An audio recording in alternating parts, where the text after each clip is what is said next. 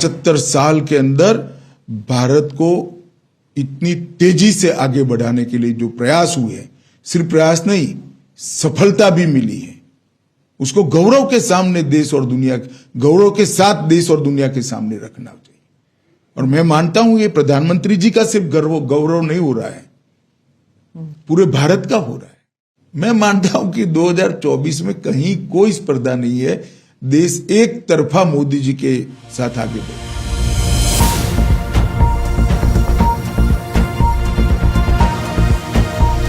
Bharatiya Janata party ने लोकसभा चुनाव 2024 के लिए अपनी रणनीति तैयार करना शुरू कर दिया है।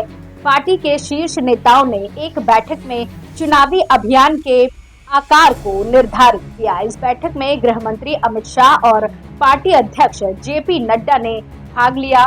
इस बैठक के बारे में विस्तार से जानने के लिए बने रहिए हमारे साथ। नमस्कार, आप देख रहे हैं एयर न्यूज।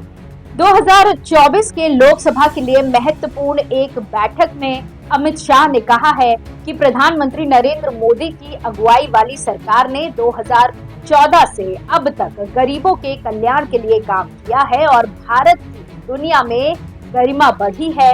उन्होंने कहा कि दूसरी बार सत्ता में आने के बाद भारत ने 5वीं सबसे बड़ी अर्थव्यवस्था का दर्जा हासिल किया। उन्होंने पार्टी नेताओं से आग्रह किया कि वे सरकार की उपलब्धियों को वोटरों तक पहुंचाएं। उन्होंने कहा कि मोदी ने देश को आत्मनिर्भर भारत के विचार के साथ आगे बढ़ाया है और सांस्कृतिक राष्ट्रवाद को भी एक बड़ा बल मिला है।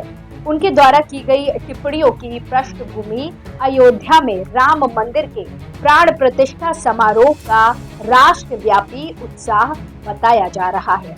उन्होंने कहा कि सरकार भारत को एक बड़ी शक्ति बनाने का काम कर रही है। उन्होंने ये भी बताया कि सरकार ने कोरोना महामारी के दौरान जनता की सेवा के लिए अनेक कदम उठाए हैं। उन्होंने कहा कि भारत ने वैक्सीनेशन के मामले में दुनिया को एक मिसाल पेश की है।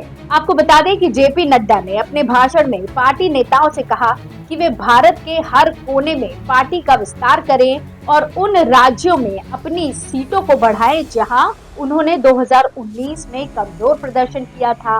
उन्होंने कहा कि पार्टी को पहली बार मतदाताओं, सरकारी योजनाओं के लाभार्थियों, ओबीसी, एससी, एसटी, युवाओं और महिलाओं को अपनी ओर आकर्षित करना होगा।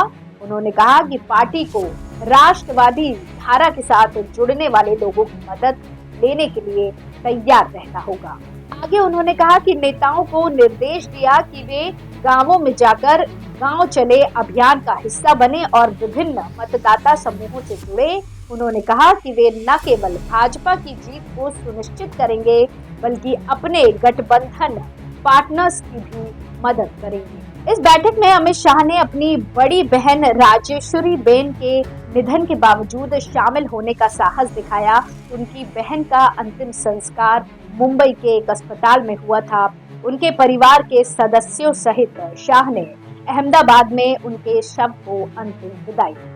भाजपा के शीर्ष नेताओं ने हाल ही में लोकसभा चुनाव के लिए पार्टी की रणनीति बनाने के लिए अब तक कई बैठकों का आयोजन किया है।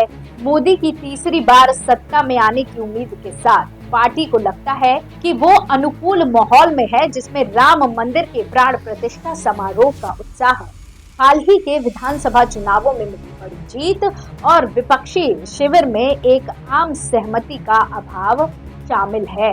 इस प्रकार हम कह सकते हैं कि भाजपा ने लोकसभा चुनाव 2024 के लिए अपनी रणनीति तैयार करने का एक बड़ा कदम उठाया है। पार्टी ने अपने चुनावी अभियान को व्यापक रूप से योजना बनाने, अपने गठबंधन पार्टनर्स को समर्थन देने, अपने नेतृत्व को बदलने और अपने कार्यकर्ताओं को प्रेरित करने के लिए तैयार है। पार्टी ने अपने विकास के एजेंडे, राष्ट्रवादी भावना और आत्मनिर्भर भारत के संकल्प को अपने मुख्य आकर्षण के रूप में पेश किया है। पार्टी ने अपने प्रतिद्वंदियों को चुनौती देने के लिए अपनी ताकत और एकजुटता का प्रदर्शन किया है। आशा है आपको ये जानकारी पसंद आई होगी और आप देख रहे थे एयर।